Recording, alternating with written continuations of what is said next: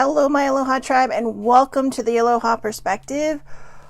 Oh, happy Thursday. Happy Thursday. Wow, yesterday was a trip, was it not? I mean, that was some crazy stuff happening yesterday.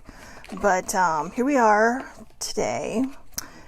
Feeling a little less broken than I was yesterday.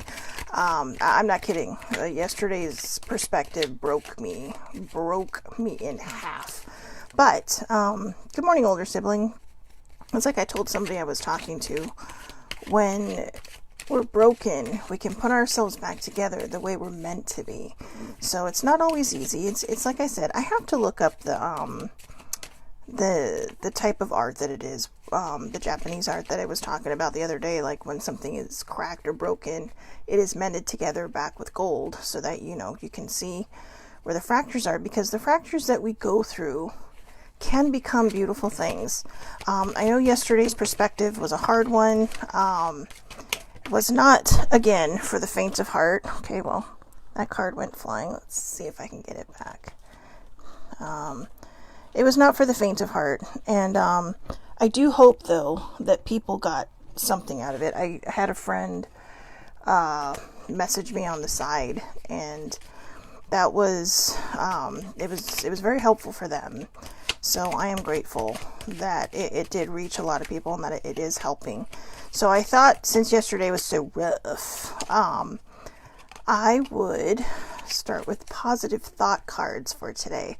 Good morning, baby sibling. Today is Things to Think on Thursday. And since we're still on the mental health theme, I am going to take a little bit of a side journey on this one, because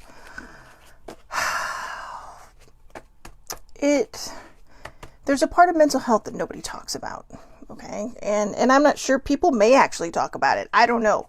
But in the circles I've been, I have not really seen anyone talk about it. And so the subject for today is weaponizing our mental health. And I don't mean in a good way. I mean in a bad way. So let's start with these first, and then we'll get into it. So I love and approve of myself. I love and approve of myself. That's cute. I appreciate all that I do. I am good enough, not just as I am. Oh, sorry. I thought there was more to that. I appreciate all that I do. I am good enough just as I am. I speak up for myself. I ask for what I want. I claim my power. I claim my power. And while you're saying I claim my power, remind yourself that I am loved and I am safe.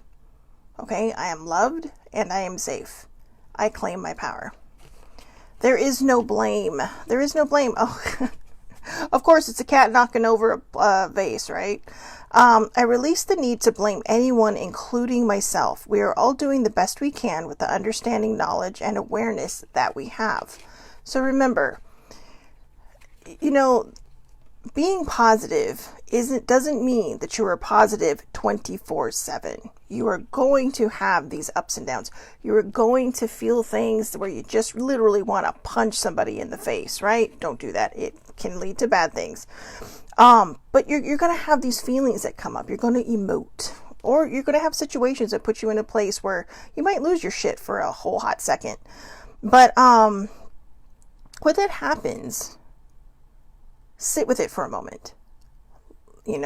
Complain about it, bitch about it, vent about it, do all that stuff about it, all right? Then stop and let it go. Okay? If you can. Not everybody can do that, but stop and let it go. If it is not serving you, it is only going to pull you down, and that is not what you need. All right? As I go about, I trust my inner wisdom.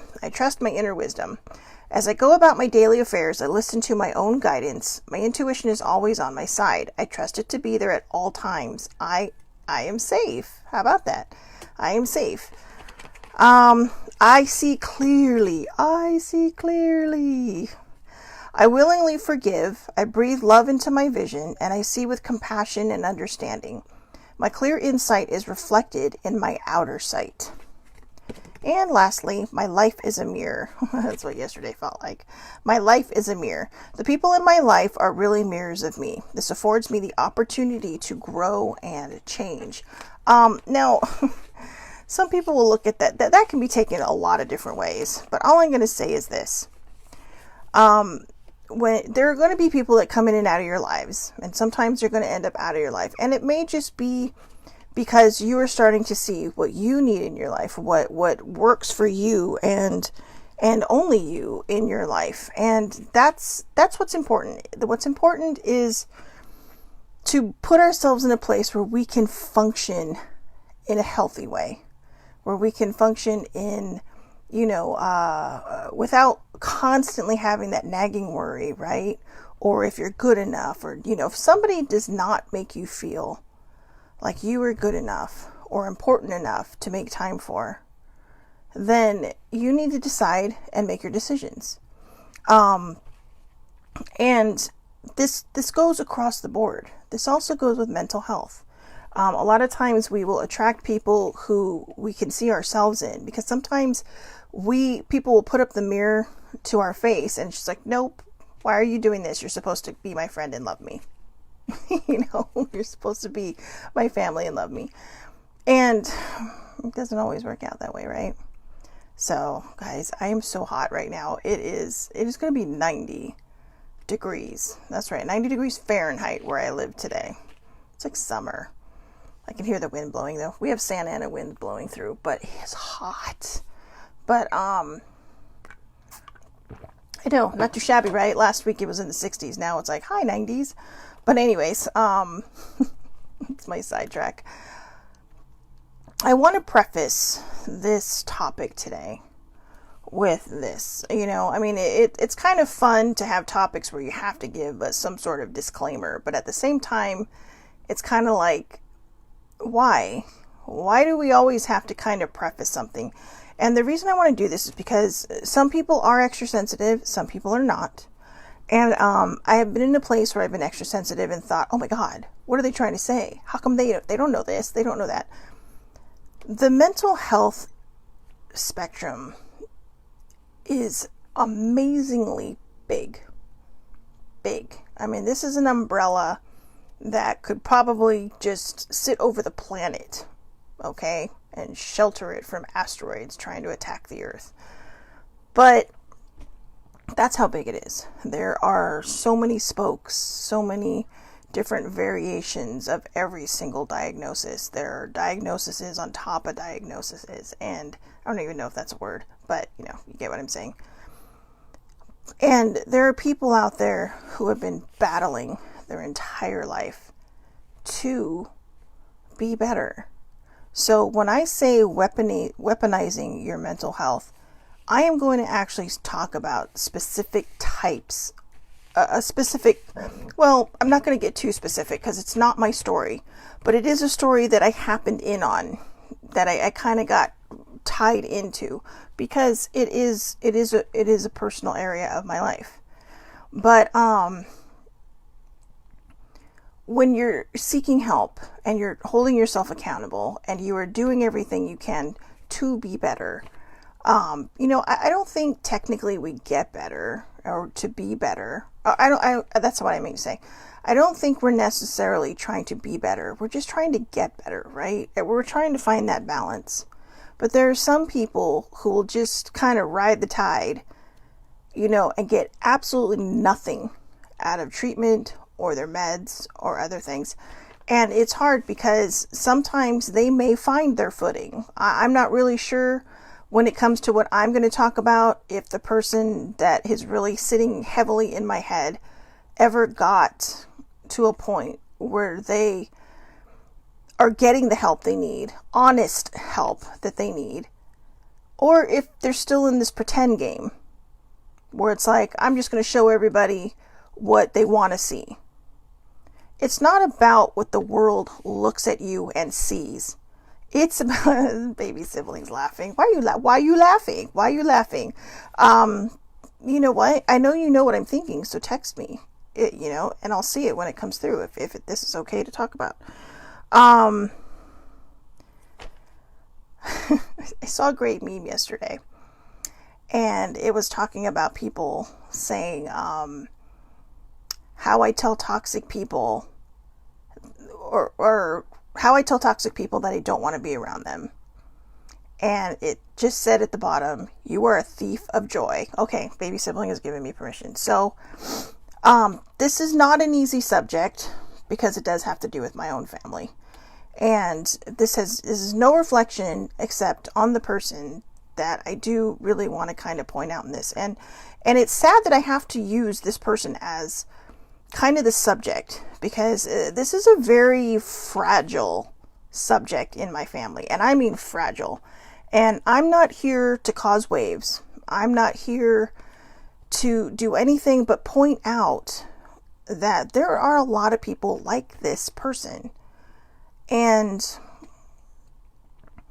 sometimes they're so good at being manipulative that some people don't want to see. However, on the flip side, the people that he has hurt in the past, specifically one of them, I shall not name them by name, is actually glad that they have this family for them to lean on, because they're hoping it gives them the help they need. They're hoping that, it makes them better as a person. And I do not see that from the person that, that is, I'm just going to name them as the abuser. Okay? Whether they still are like this or not, they were at one point. And I can say firsthand, there is still zero accountability for their actions. Now, if you're watching this and you have been in the state of being an abuser, see, like I said, I don't know who watches these after I post them anywhere. In fact, the message I got that I received this morning, I was shocked because I didn't know this person actually watched any of the videos. But I'm so grateful that they do, because, at least I know by posting them and putting them out there, they are reaching the people they need to reach. So when I'm talking about weaponizing your mental health, I'm not talking about the person that is really, really, really working hard. I'm talking about the person who just blames the world for all of their problems. Okay, and like I said, there is a very fine line here. I am not a therapist. I'm not a counselor. I live in the experience, and I share them through my perspective. Okay, and I'm going to try to treat this subject as gently as I can, because like I said, it is a little bit of a fine line here, and I don't want to offend anybody, but I'm hoping that if people do recognize these behaviors in someone or even themselves, that they seek out the proper care, that they seek out the help they need, and that they understand that actions have consequences. Okay? And the consequences of the actions that happened a few years ago, it was a straight up fallout. And it was a bad fallout. And it is sort of, I wouldn't say it has divided the family, but it has fractured it. And no matter how much you try to fix it, it is going to be like those bowls I talk about, where you fill it in with the gold inlay, right? And you see where it fractured, and you hope that it just becomes a beautiful thing again. Not just like this weird tension kind of stuff that happens. And so, when things like this happen, and people really, okay, so I have been given permission.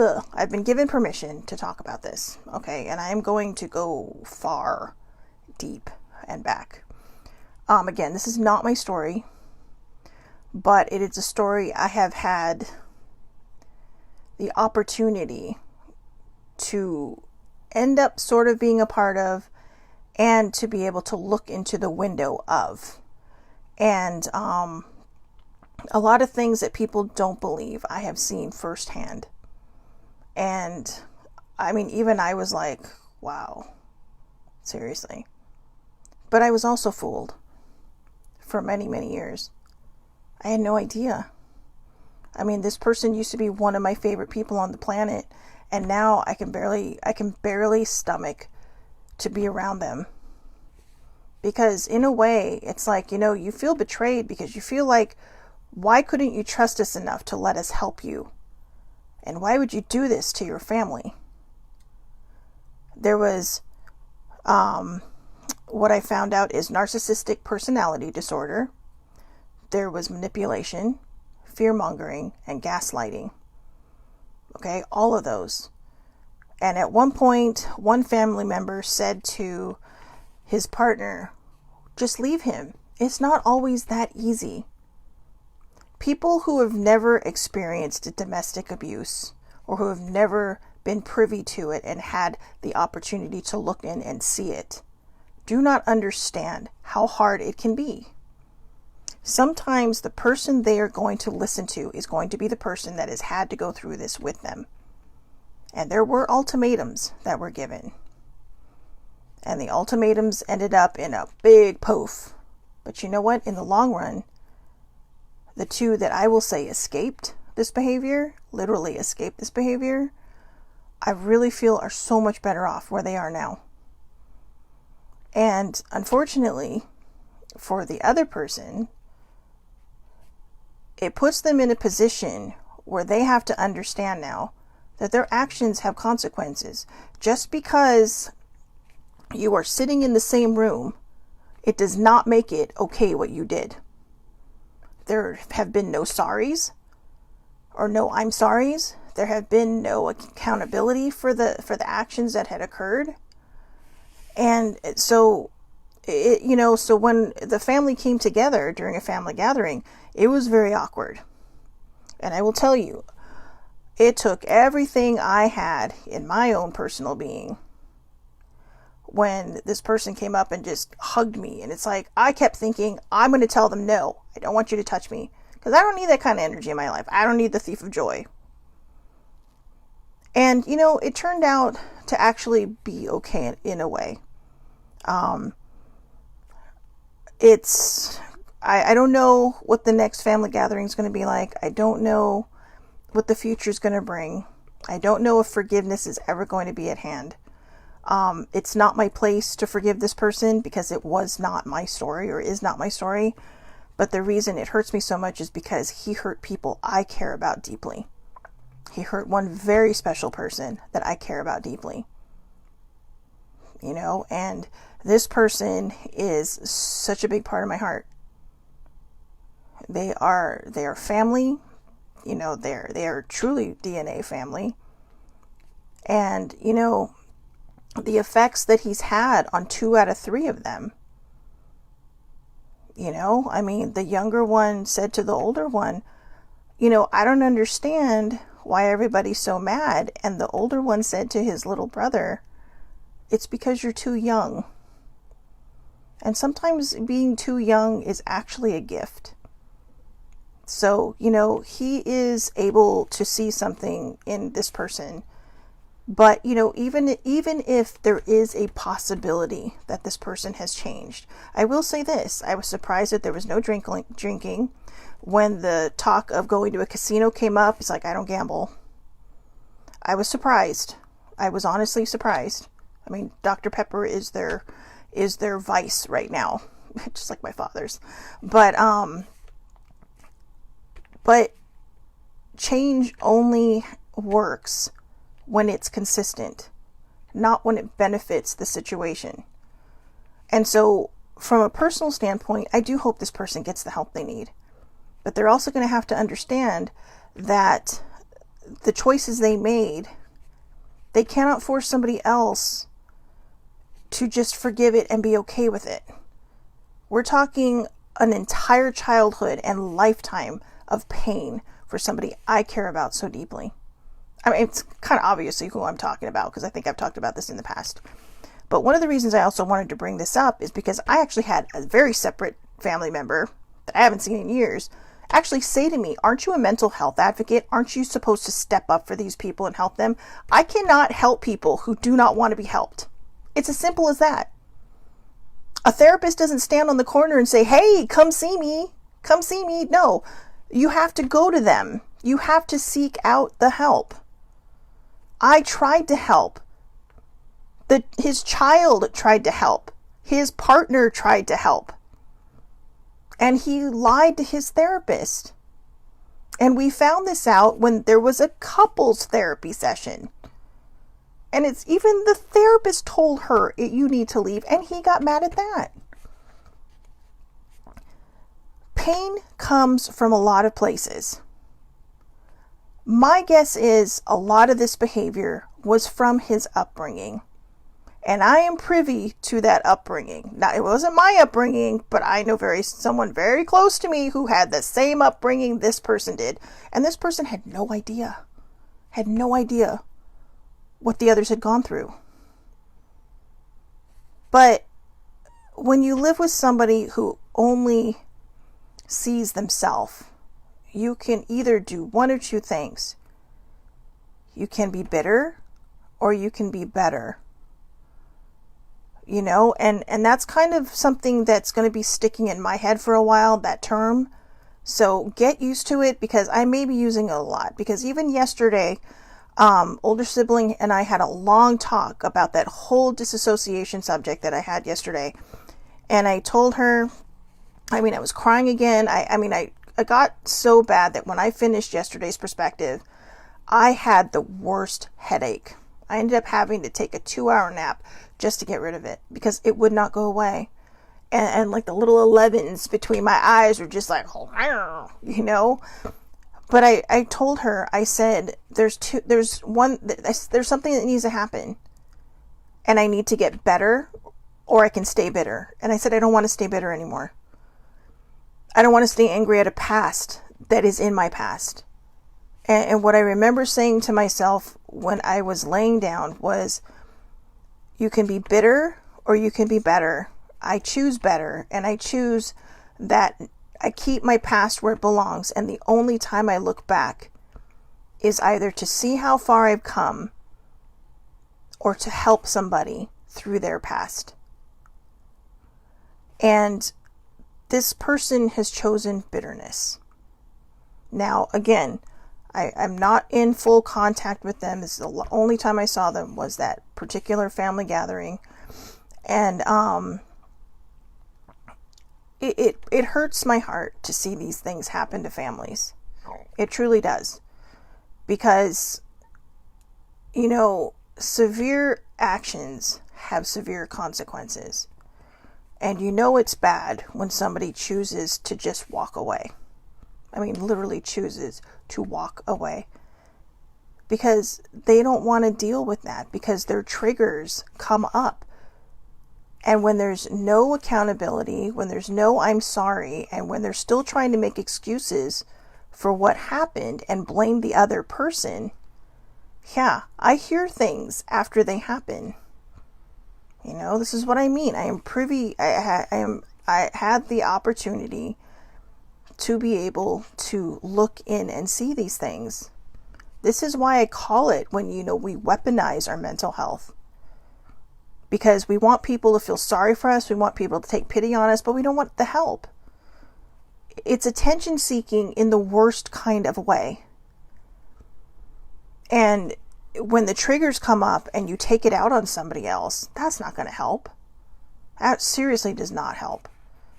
But I do know that out of this came a person who broke the cycle, who chose to be the parent that she did not have. Now she's kind of both. She's playing mom and dad. But let's just kind of dive into this, okay? I'm sure I'm going to have a lot more to say about this.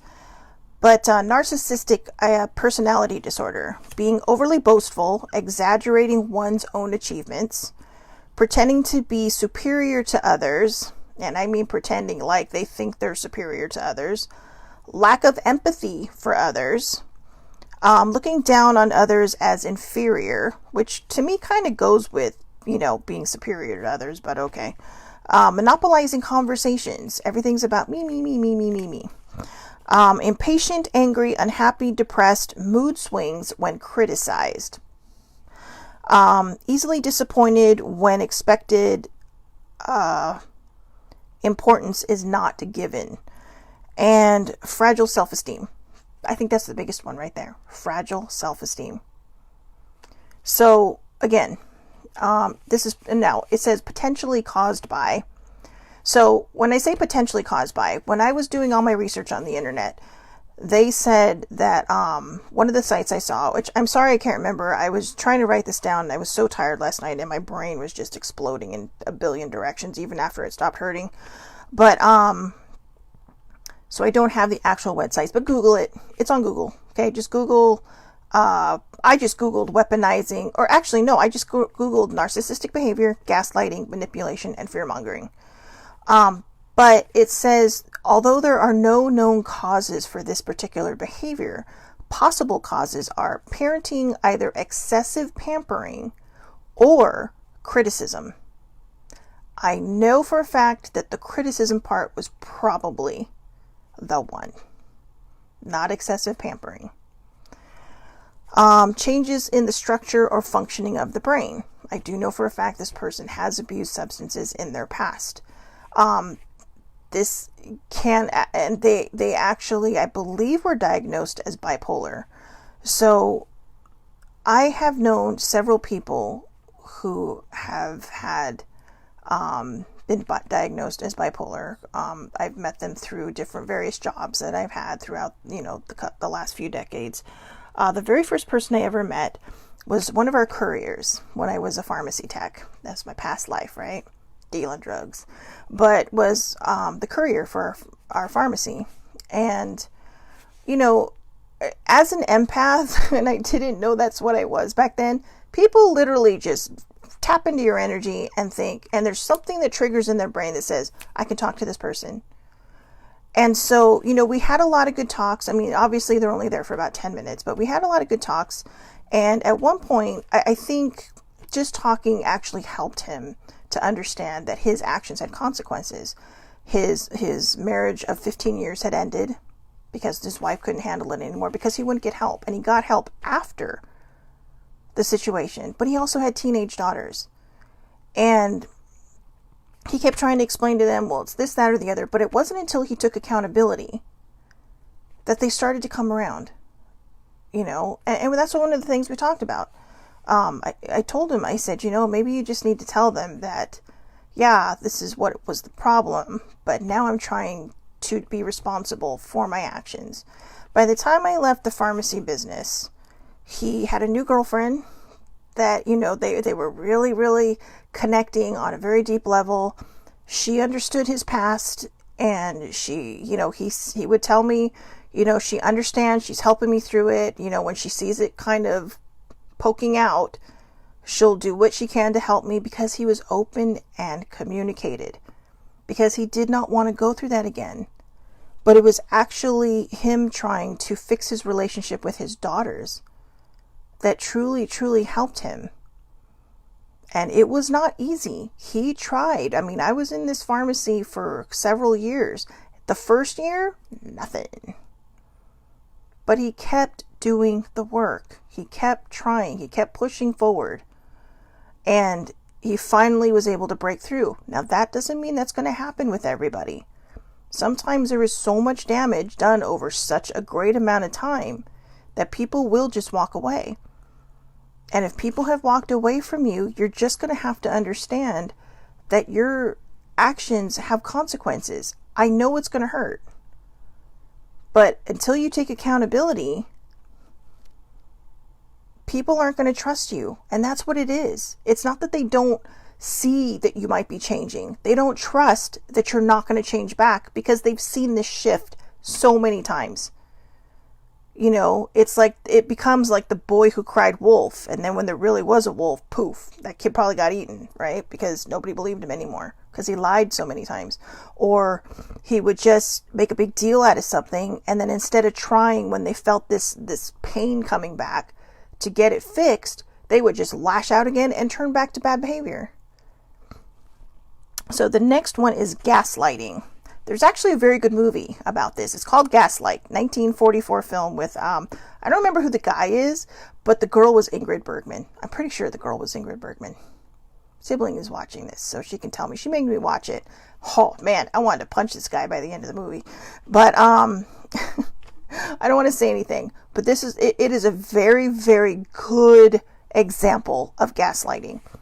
Gaslighting is to manipulate by psychological means into questioning someone's own, for the person who's being gaslit, to question their own sanity, feelings, perception, memory, and judgment. People will say things, you did this to me as a child. You hit me for no reason. You took out your anger on me for no reason. And they'll say, well, I don't remember that. Blind rage is a real thing. I don't know if that's the actual term for it, but I have had blind rage, not to the point where, I've physically hurt somebody. But I have gotten to the point where I've become so agitated and so angry, and then I just lash out. This is the early days before I was able to take responsibility for my mental health. And I would just yell at somebody, like whoever was standing there. And then I would remember being angry, but I could not remember a damn thing I said. Could not. Because that's my pain that's coming up and out. But gaslighting is when you tell this person, no, I didn't say that. It's bullshit. You're making things up. Usually, when there is no agenda, the person who has been the victim of abuse is not going to lie about something. They are not going to make things up to make you look bad, especially when they're there trying to help you to get help.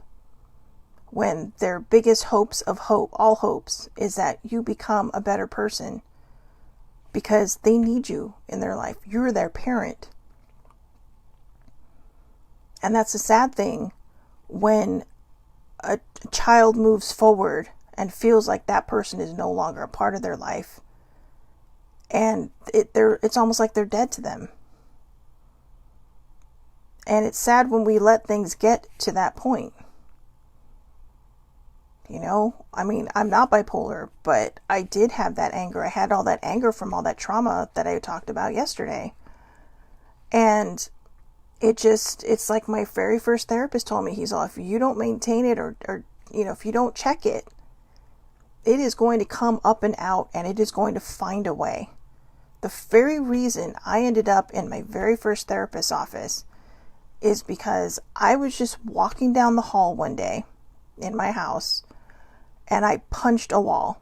I don't even know where it came from. It was just kind of like, all of a sudden it just felt like this rage coming up and I punched a wall. And then my boyfriend at the time, who was actually my last boyfriend, came out of the room. He's like, are you okay? I'm like, I have no idea what that was. But then it started happening more and more because I found that release. One time I hit the wall so hard that a picture fell off of that wall. And ironically, that picture sits in my aunt's house in Arizona. That's right. But it was a great picture too. So I like to visit it from time to time. But I don't even know if it's still hung up there, but I'm pretty sure it is. But that's the one that fell off the wall. It was kind of some craziness, right? And I thought, okay, I got to get this checked. And it turns out it was just all this rage and all this pain and sadness and anger. Actually, it was all this pain, sadness, and anger turning into rage because I had never dealt with it. Instead, I had started taking it out on inanimate objects around me. Baby sibling, the Brandon and Bruce Lee picture. So I remember I gave it to your dad. So after I broke up with the last boyfriend. So because it was too painful. But it's a great picture. I like to visit it. So anyways, gaslighting also can be considered psychological abuse and emotionally abusive, can cause low self-esteem and low confidence. Manipulation, humiliation, intimidation, isolation, control. While most see domestic abuse as being physical, there's a subtle form of this behavior as well, and can be equally as harmful because although physical abuse may heal its appearance, over time, emotional abuse can leave a lasting mark on the psyche. I do believe that these go hand in hand. I don't believe physical abuse and emotional abuse are separate when it comes to domestic violence. They are one in the same. They go hand in hand. When you slap someone who does not deserve to be slapped, well, okay, I'm not into slapping people because I don't want to get hit back. But it's just me. I am not a fan of pain. But when you hit somebody, you may see a bruise. When you punch somebody, you may see a bruise. That will disappear. But the damage is the emotional damage you've just done to them. Because every time you hit somebody out of your own anger, you are removing a piece of their trust. And you are giving them reason to no longer trust you. So when they stay, it's not because they trust you. It's because they're afraid of you and they're afraid of what you're going to do.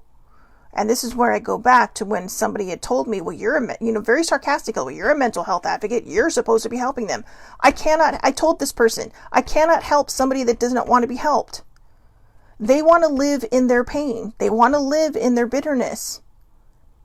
They gaslit the family because the conversations coming out when there were family visits. We do not talk about what happens at home, and you two better be on your best behavior or there will be consequences. This was also said to a child. A child. Do you want to know why I kudos the hell out of baby sibling? Because she broke the cycle. She broke the cycle. And I will tell you this, it is very brave of her to let me share her story. I love that. It's very brave of her to let me share her story. But she shares it too. And she's never been shy about it. Since she found her healing and she found her voice and she found that strength that was in her, she has made it known that it's not right. And she has felt, I know she's laughing at that. She, yeah, thanks for being brave enough for me to share your story. But the reason I asked her if I could do this, well, sort of. I mean, I've asked her in the past and she's been like, if you ever want to talk about it, just talk about it. Is because I want people to know that I'm not just coming out of left field on this. See, a lot of I don't blame, this might put me in a precarious state, but I do not blame my family that still gives him whatever it is, the attention that he needs. I try not to hold them accountable because they have not seen firsthand the things I have seen. They have not seen it. I have been there on visits. This is somebody I've visited a lot. I have stayed with these people. And I have seen it firsthand. I have seen the offhanded remarks made. And I would just try to laugh it off because it was uncomfortable. It was very uncomfortable. Especially from someone you used to look up to because you thought they were a much different person than they turned out to be. In a way, as stupid as it's going to sound, I felt kind of betrayed. It's like, you've been lying to me my whole life about who you are. And now when I try to help you, along with the other people who cared about you at one point, you just kind of laugh it off and laugh in my face like, oh, that's for weak people. It takes more strength to get your mental shit under control than it does to just let it freewheel and fly around and hurt people. It's like that. It almost kind of reminds me, right? Last night I watched Aliens, going to bed, and they had the queen come down like poof. She was huge. She had all these different arms and the tail and that's exactly what it's like. You see this scary person up front, right? Because they're starting to lose, their facade is starting to come down. So you're kind of battling that person, and then they attack you with their damn tail. It just comes around, swings around, and hits you right upside the head. And you're like, wow. So I really am removing the rest of my family from this, and I wish there was more understanding, on their part. I will say this, he was told to behave himself. Okay. So I think there was a sort of, olive branch there. But, I love those people too. Baby sibling loves these people too. And the fact of the matter is, mental health issues run in my family. And hi, Beth. Hi, Auntie Charmaine. But mental health does run on both sides of my family. You know, that was actually confirmed when I finally got to meet the rest of my family, and it turns out we've had some mental health problems. But it's not a stigma anymore. Well, it is in some places, but we need to remove that stigma.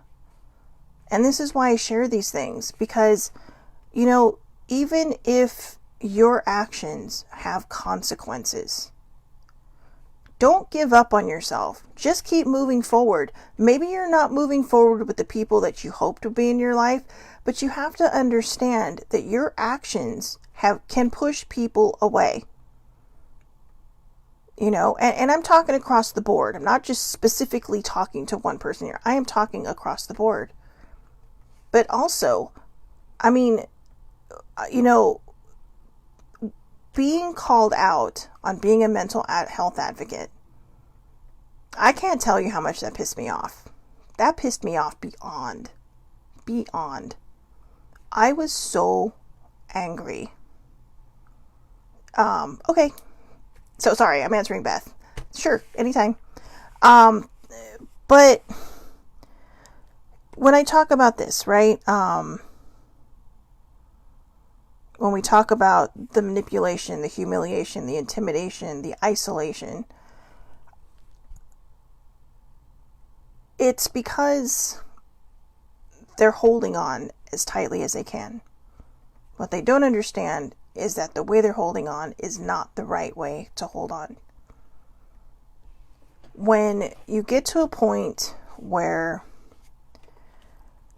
people are starting to be afraid of you, that should be your biggest red flag that professional help is needed.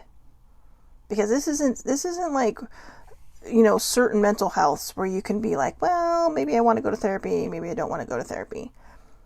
If you do not get the help you need, you're actually doing more harm to yourself than you realize. You are going to start losing people. You are going to have people start walking away. You are going to have people that are very, very gun shy about letting you in their life because of all the pain you've caused them in the past. And the reason I don't hold other people specifically accountable is because they have never seen it. And sometimes it's hard to look at somebody that you really, really care about and think, no way, that's not possible. So like I said, I have seen it myself firsthand. And it broke my heart. Not because of, you know, what they had said to me, but because I've seen the potential of that family dynamic and how much potential it had and how that all went down the drain. Especially with one big major thing that happened, which is not my story, so I am not going to share that. But I just want you to know it was not good. It was not good. And there was a point when he finally was able to talk to his daughter again and took no accountability for it. He still kept throwing blame in every other direction.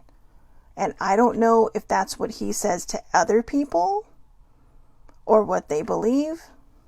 But it hurt her. And I will tell you this right now. Baby sibling, you don't mess with her. I may not be the toughest person in the world. I may not be the strongest person in the world. But I will find a way to protect her. My older sibling, my dad, even my family. But don't come in riding this I'm correct horse, I'm right, I'm always right horse, and expect everybody to believe in the bullshit. And that's exactly what it is. And I feel bad calling it out as what it is, but I have been there to help her pick up those pieces. I've been there with a lot of the people in her life to help her pick up those pieces. I have heard both sides. I have seen both sides. And for one of these people to say, I'm glad he has family that cares about him because I want the best for him after what was done to her, bullshit. I don't think I could be that big of a person. I'd like to be. I'd like to think I could be, but I'm not sure I can be. And it wasn't said for any other reason than that's what she felt in her heart. That she wants the best for him. She wants him to get better. She wants him to be better.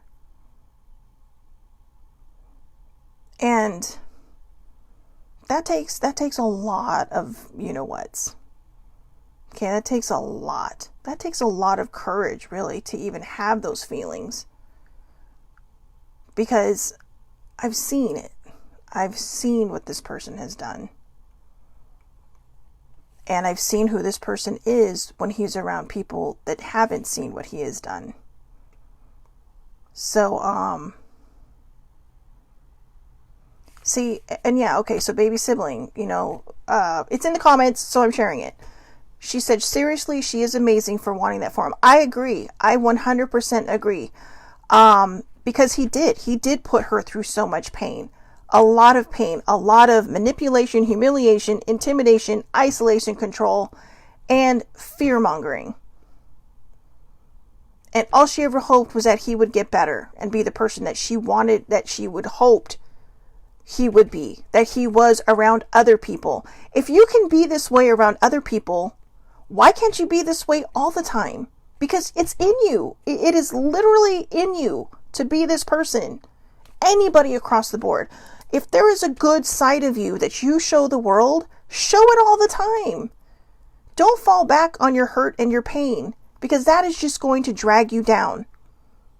That is going to, basically throw you under the mud, put you in the muck, and you are going to be just drifting in the mental health ick. And that's pride. That is straight up pride when you cannot admit it.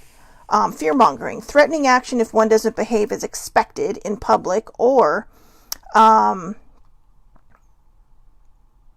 during functions. This can also cause a sort of disassociation in a person or victim. It can, because then you kind of become two people. So the abuser is also two people. It's a disassociation from who they are because they don't want to look bad in front of anybody else.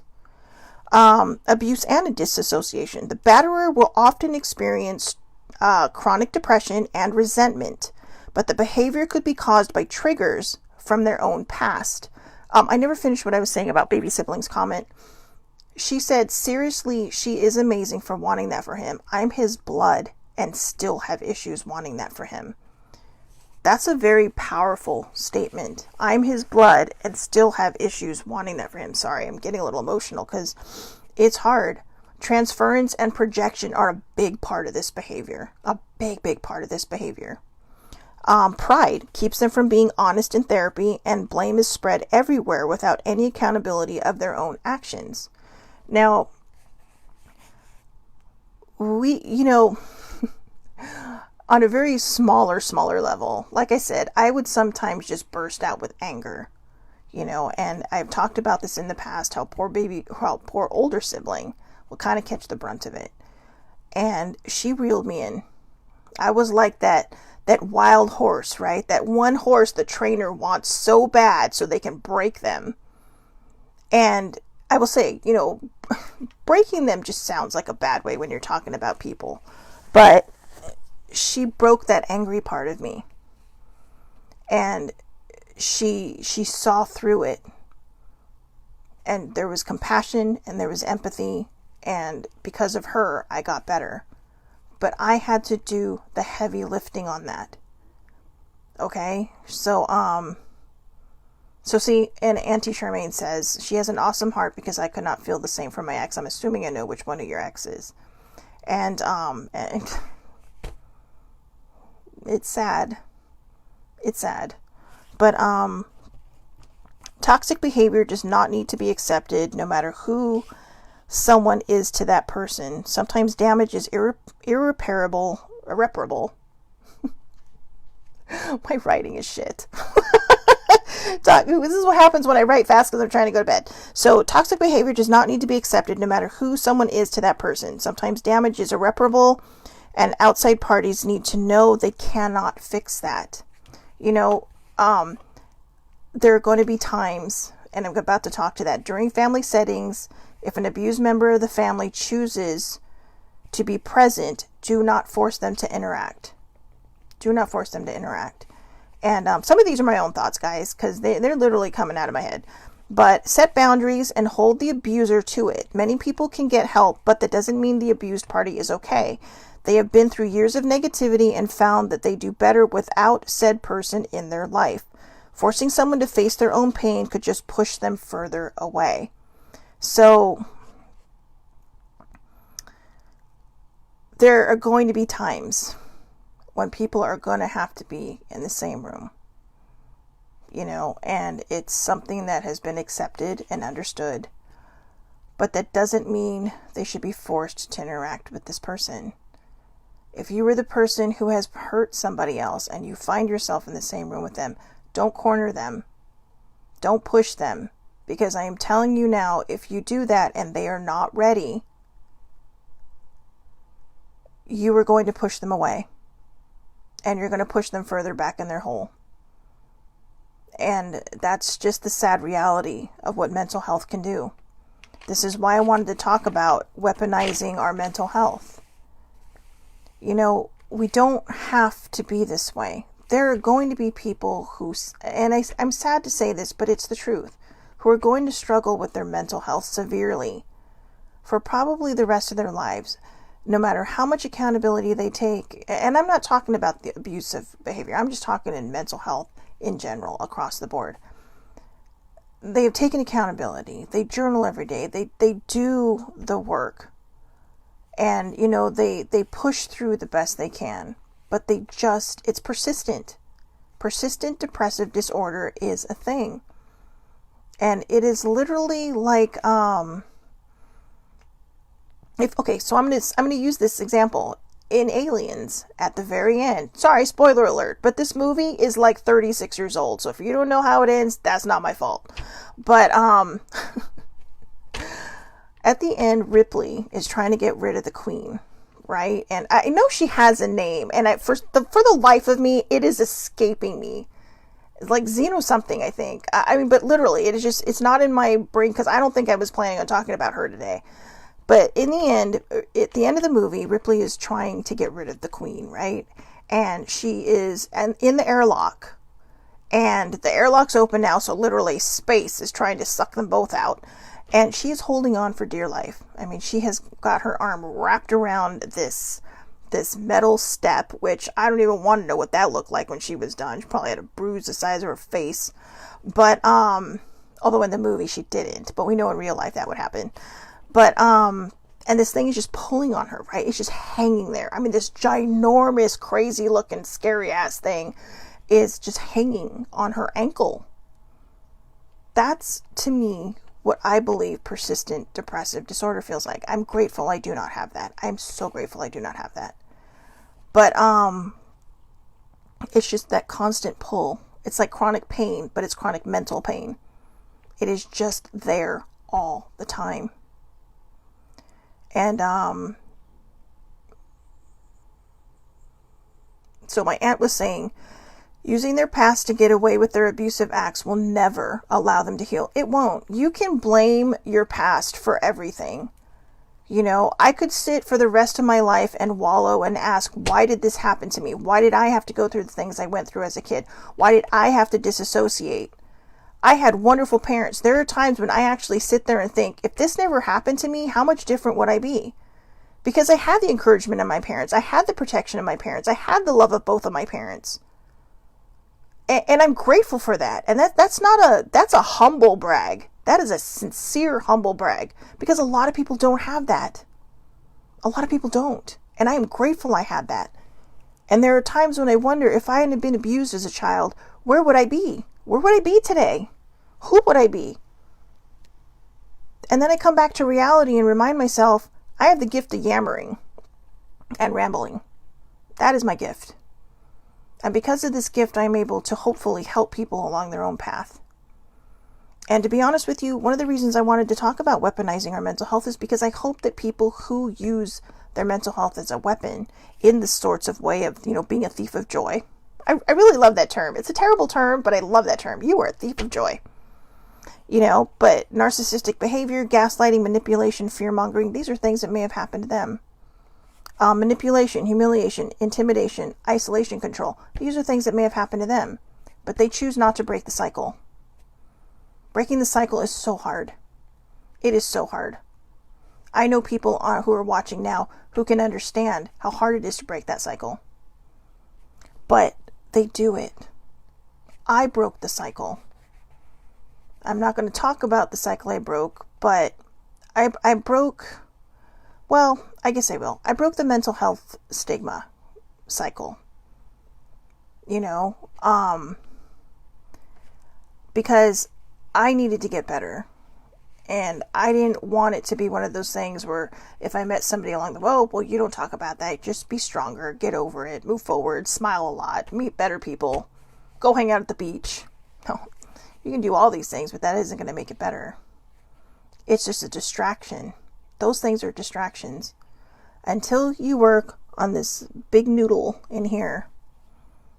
And I have a monkey mind. I mean, literally, I woke up this morning and I already had like a bazillion thoughts in there.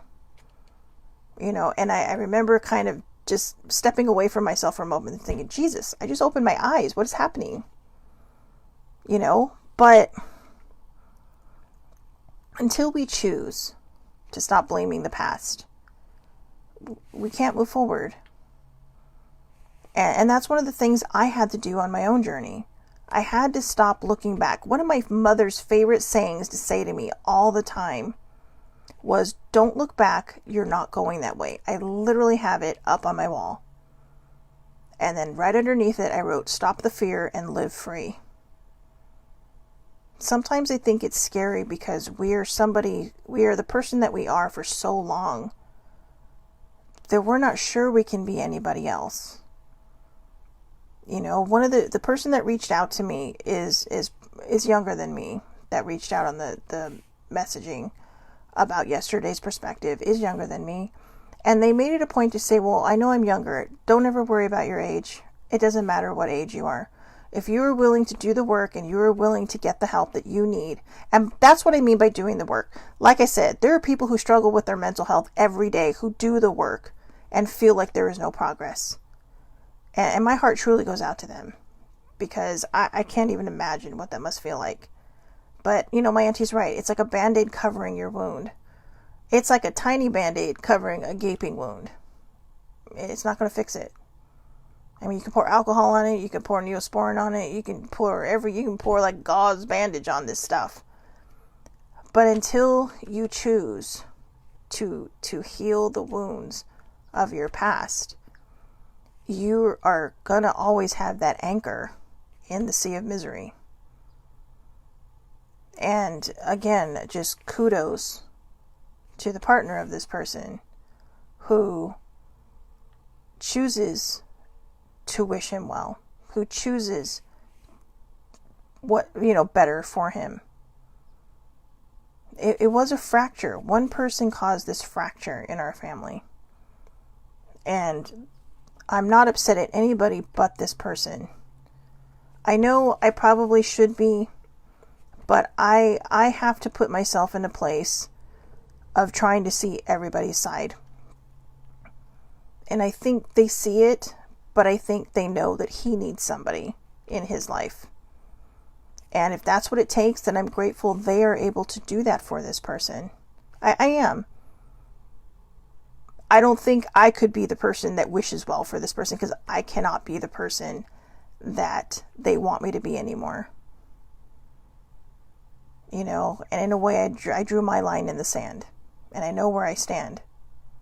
Because what's important to me is that this person does get the help they need, that they're honest about getting the help they need. But what's more important to me is being there for the person that I adore and making sure she is okay. And her mom. So, I wasn't very transparent, or I was very transparent, wasn't I? I wasn't very, I didn't really hide much there, but, it's something we've talked about in the past, and it is hard, because I admit, I don't want my family to be angry at me, but I think sometimes we have to have these hard conversations, because if we don't, we're never going to see each other's side. And that's what needs to be important. That this is the gold. I am trying to set the gold inlay in this fracture, because I don't know that any of them are going to watch it. I know baby sibling is, but I don't know that any of the other ones are going to watch it.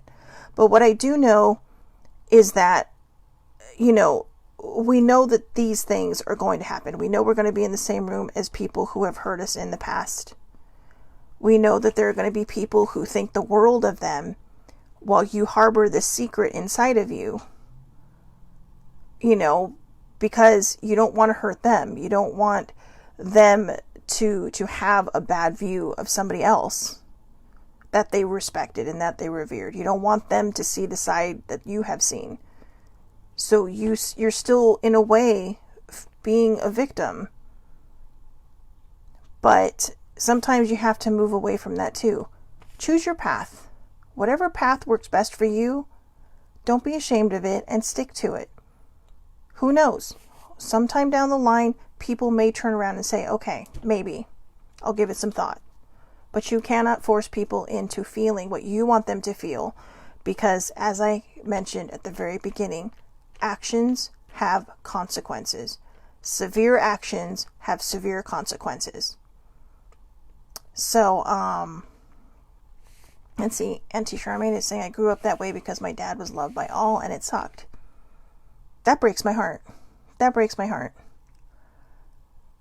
It breaks my heart when people are hurt by those who are supposed to protect them.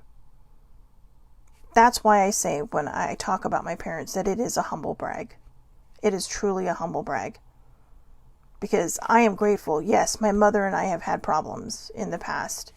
And I'm sure there's a lot about her I didn't know that she never told me. I don't know. But for the most part, we were good together. For the most part, the last 20 years of her life, we had the relationship I had always wanted with her.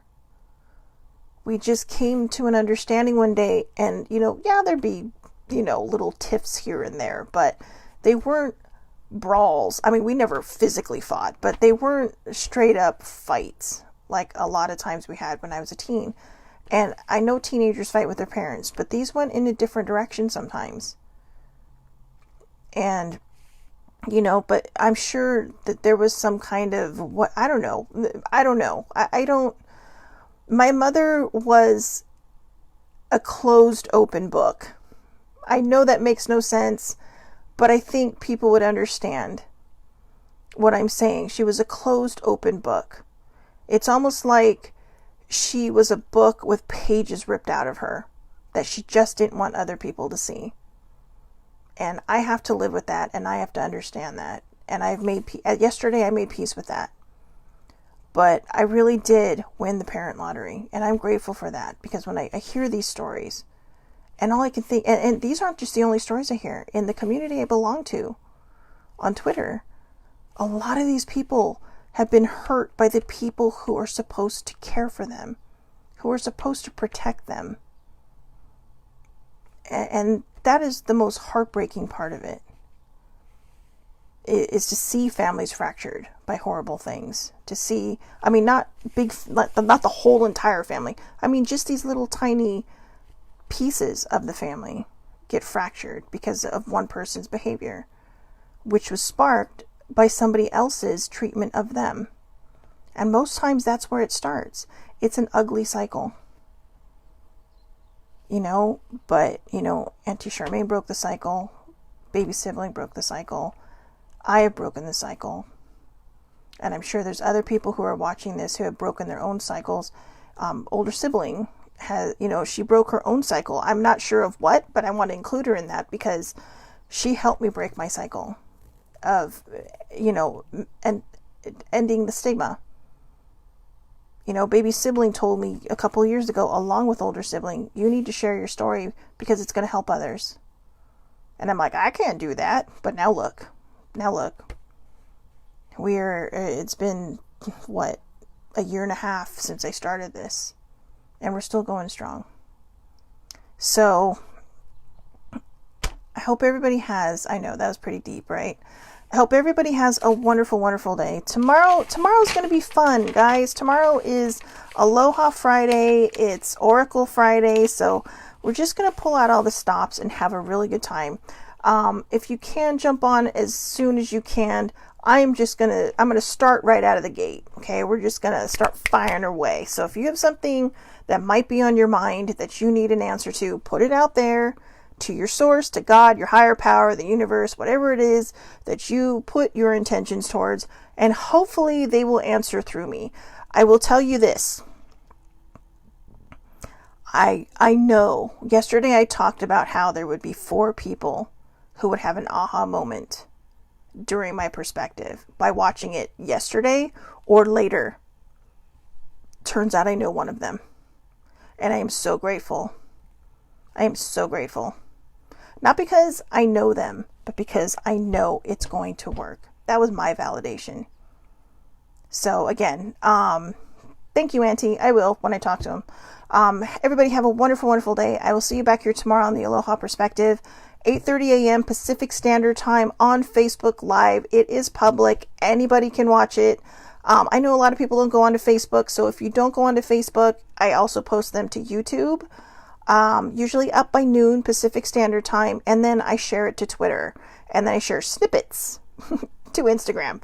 So if you're on Instagram, click the link in the bio, and you will be able to see the whole video, okay? So again, and if you're on YouTube, click subscribe and get notified when I go live, or not when I go live, but when I post the live. So anyways, I'll get better at that part. Have a wonderful, wonderful day, everybody. Thank you so much for hanging in there. And again, this wasn't meant to hurt anybody. This particular perspective was not meant to hurt anybody. It's meant to point out that when our behavior starts to have consequences, maybe it's time to think about getting help. There is no shame in getting help. All right? I have sought professional help in my life to get, and I can move that other people can as well. All right. Have a great day.